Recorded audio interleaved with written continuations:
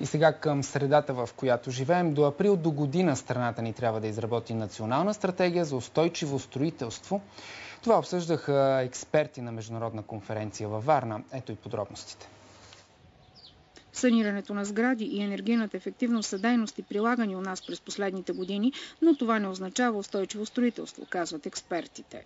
Трябва да бъдат посочени начини за стимулиране на такива проекти, за финансиране, евентуално създаване на държавни фондове за енергийна ефективност с пари от оперативните програми.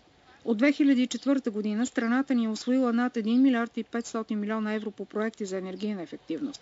Въпреки това, българите разходват над 4 пъти повече енергия от средното потребление в Европа. Нужни са много усилия да се намали този процес. В Германия и Австрия проблемът е приоритетен. Реновирахме нашата близо 50 годишна сграда в Щутгарт, където се намира Германския съвет за устойчиво строителство и постигнахме 50% по-висока енергийна ефективност. На международната конференция, чийто организатор е Българския съвет за устойчиво развитие, беше подадена ръка и на образованието. Обявено беше създаването на магистърска програма Устойчиво градско развитие във Варненския свободен университет.